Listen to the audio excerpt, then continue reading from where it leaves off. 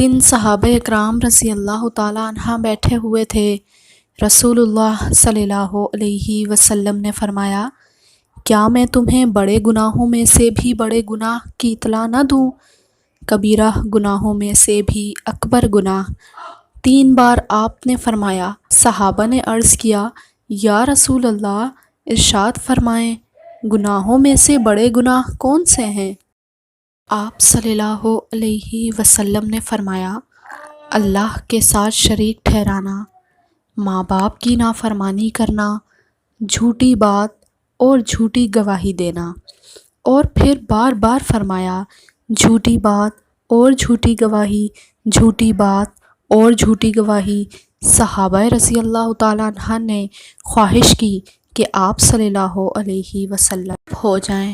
خوف سے صحابہ کہنے لگے کہ آپ صلی اللہ علیہ وسلم چپ ہو جائیں۔ جب آپ صلی اللہ علیہ وسلم اتنی بار یہ بات دہرا رہے ہیں تو نہ جانے ہمارا کیا حال ہوگا۔